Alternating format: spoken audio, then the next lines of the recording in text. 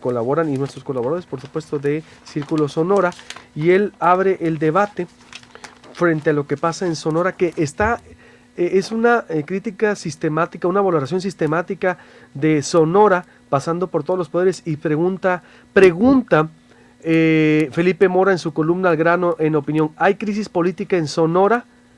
Y danos por favor la valoración que tienes y lo que desarrollas en Círculo, Felipe, inmersos en lo que sucede pues hoy. Buenos días. Hola Luis Alberto, buenos días a los radioescuchas. Bueno, sí, lo que apunté en este número de Círculo Sonora es una discusión que empezó a darse desde el inicio del 2013 y lo tengo que reconocer, surgió a partir de un artículo que publicó Nicolás Pineda, también colaborador de Proyecto Puente y de Círculo, a propósito de su afirmación de que en Sonora había una crisis política. Estamos hablando de un trabajo de él del inicio del 2013. Entonces yo intenté hacer una discusión, sobre todo para despejar, en primer lugar, qué debía entenderse por crisis política. Él afirmaba que había una crisis política y daba una serie de indicadores para señalar que esos eran los elementos que a él le permitían llegar a una afirmación de que había una crisis política. Yo en ese momento consideraba que en todo caso esos elementos podían ser revertidos por el propio gobierno del Estado, y en todo caso de no hacerlo podría ocurrir una crisis política siempre y cuando, digamos, alguien también pudiera aprovecharla y reconocerla, ¿no? De este cúmulo de problemas que se señalaban ya desde el 2013, la situación de la problemática en el Estado pues continúa, y a toda esa problemática que yo señalo ahí en el trabajo se ha incorporado pues esta otra que ha sido muy fuerte de impacto nacional e internacional, que es la contaminación del río Sonora, la tardía respuesta de los distintos niveles de gobierno, y luego para coronar pues sale a colación las propiedades y la famosa presa o represa del gobernador del estado, ¿no? En este contexto, o más bien este contexto de general de movimientos y inconformidades que se estaban dando en varios puntos del estado, se dan justamente en el contexto, en el ámbito de los albores del proceso electoral, que ahora ya se ha iniciado. Entonces, en este contexto hay dos fuerzas, en mi opinión, y ahí lo planteo en el trabajo, que se están pensando. Por una parte, digamos, la que está ofreciendo la autoridad, el gobierno del Estado, y que atribuye a todas estas revelaciones y señalamientos que se están haciendo, incluso los propios movimientos que se han venido generando, a una tradición de las campañas negras que están promoviendo sus contendientes de otros partidos o del otro partido. Y la oposición considera, la oposición a esta postura del gobierno, considera las denuncias de corrupción e incompetencia, y señala que es necesario, y ahora, bueno, en Obregón va a ser una expresión muy importante, de solicitar la renuncia del gobernador, ¿no? Bueno, entonces en este contexto yo planteo justamente que están dándose las cosas en el proceso electoral. Ahora bien, yo no despejo totalmente en este trabajo, por eso lo pregunto y considero que tiene que seguirse abordando, que exista una crisis política. Lo que sí estoy señalando es que a donde estamos llegando es a una crisis de legitimidad de la clase política, y donde hay un cuestionamiento de la democracia. Es decir, se está vaciando de contenido la democracia, en el sentido de que los ciudadanos estamos viendo que esto no está sirviendo para gran cosa, porque no está ni resolviendo los problemas ni atendiendo los problemas, y en todo caso solamente está siendo utilizada para que tanto la clase política y sus representaciones en los partidos políticos, bueno, pues pueda hacerse de las instancias de poder. En ese sentido, yo creo que por eso le están apostando mucho a las elecciones. Digo, si yo supongo que hay una crisis de legitimidad de muchas de las instancias que integran el Estado, apuestan a las elecciones porque esas justamente dan legitimidad a la clase gobernante.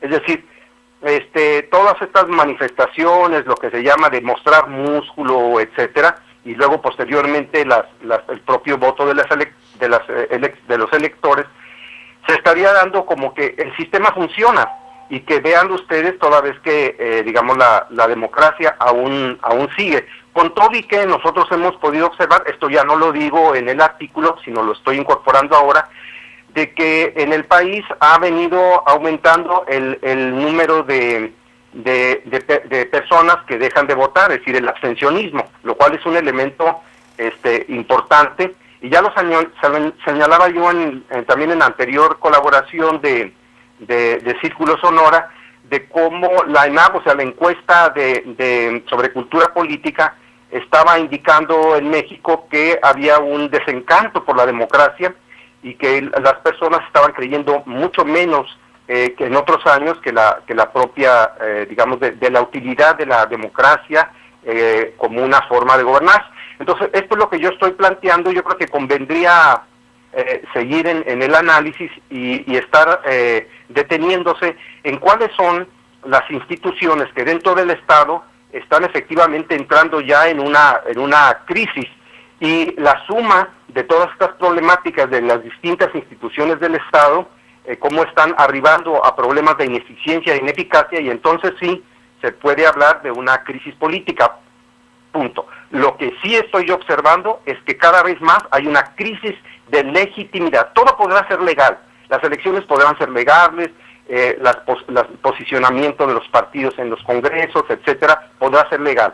Lo que se está observando es que hay una crisis, una falta de credibilidad, y por lo tanto una crisis de legitimidad de la población en la clase política, que, bueno, hace un momento tú lo estabas señalando a propósito de unas declaraciones. Yo escribo algo para el próximo número de Círculo sobre la corrupción. Entonces, la corrupción está siendo tomada, en todo caso, como una bandera para tratar de moralizarse, pero finalmente no es un planteamiento que los partidos políticos lo puedan, digamos, tomar únicamente como una bandera, sino lo que requerimos ver los ciudadanos son verdaderos planes de trabajo a desarrollar para los próximos años. Entonces, esto va a ser cada vez más común, el hecho de estar hablando de la corrupción y estarse acusando unos con otros, lo cual a mí me está mostrando más este elemento de la crisis de legitimidad. Es decir, estamos llegando al punto en que son todos los partidos los que están incurriendo en una serie de fallas, debilidades, ineficiencias, se están culpando unos con otros de todos los problemas, y eso a los observadores en la sociedad civil nos deja muy claro que no está funcionando esto, que los partidos políticos no están actuando como deberían actuar, y entonces la democracia está siendo poco útil para atender los problemas. Felipe Mora, y haciendo entonces un balance histórico del gen corrupto que tiene la clase política de este país, ¿no? Es decir, que se puede remontar o justificar, ojo, por la conquista española, que vino lo peorcito a conquistarnos. Si hay mucha literatura, es vasta la literatura al respecto, pasando por la disfuncional independencia que tuvimos, juarismo, porfirismo, caudillismo en el país, priismo y panismo disfuncional. Es decir, es como aceptar entonces y ir al célebre, ¿no? Ir lo que decía Porfirio Díaz, ¿no? Es decir, que fue Porfirio que dijo: nadie aguanta un cañonazo de miles de pesos a los Álvaro Obregón para cooptar a periodistas, ¿no? Uh-huh. Dos, después el maestro Carlos Jan González, padre de Jorge Hank y padre del grupo Atlacomulco, de que está en la presidencia de Los Pinos. No, un político pobre es un pobre político, ¿no? Es decir, y yéndonos, nos podemos venir a todas, es decir, de cómo sí robamos pero poquito. A ver, en verdad, yo estoy impresionado con lo que dice Samuel Moreno, y hago énfasis porque se justifican unos a otros, Felipe, ¿te has de acuerdo? Es decir, hay una impunidad declarativa. Nacho García del PAN, por ejemplo, en el Congreso también, ¿no? En donde decía: sí, le hago obra a todos. Es decir, es normal ya para ellos, es normal y no rendición de cuentas, también una democracia autoritaria, como decía Lorenzo Meyer, Felipe. Y ya, por ejemplo, Claudio Pavlovich trae como discurso la reforma moral de Sonora, Ernesto Gándara dice un Sonora unido, es decir, a ver, ¿son puros clichés o realmente vamos a tener a un líder y coyuntura que pueda cambiar esto?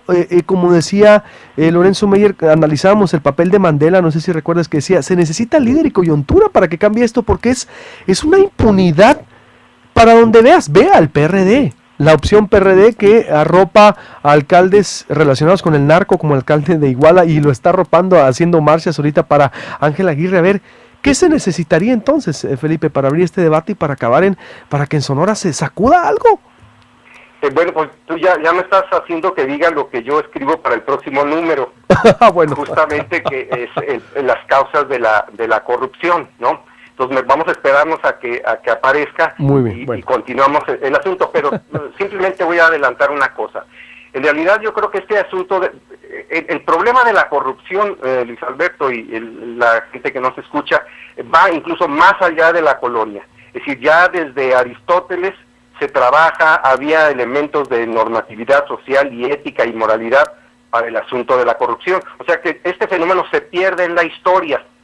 Por eso es que el presidente Enrique Peña Nieto, en esa entrevista que tuvo con varios periodistas, hablaba que era una cuestión cultural. Uh-huh.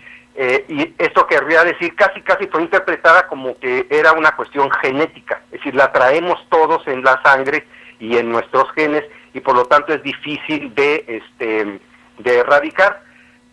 Después yo señalo en este artículo que vendrá que se hicieron varios ensayos desde la academia para atribuir la corrupción a los países subdesarrollados, pero no hubo pruebas empíricas para sostenerla, porque en los países desarrollados también existe la corrupción. Luego se pensó que era en los países con dictadura donde habría más o menos corrupción que en los países democráticos. La prueba es también empíricamente de que no se pudo sostener. Entonces yo trato en este próximo artículo, pues entonces, ¿qué está ocurriendo? ¿Qué se ha dicho desde la academia a partir de los abordajes sobre los fenómenos de corrupción? ¿Cuáles son algunas de las causas a las que se atribuye la corrupción? Y ahí señalo una nota que, también una noticia que se manejó en los finales del mes de septiembre, de que esta comisión de anticorrupción que se había anunciado mucho y que fue una de las propuestas de campaña, se vino abajo. Y justamente porque los partidos no se pusieron de acuerdo. Entonces de eso voy a tratar en el próximo punto, pero claro, va todo esto junto con pegado. Y insisto, el fenómeno de la corrupción que ahora cada uno de los candidatos o precandidatos en los partidos se están echando en cara, digamos que no es sustituto de un planteamiento que puedan dar para sacar o para avanzar en alguna dirección en términos de desarrollo social, económico, político.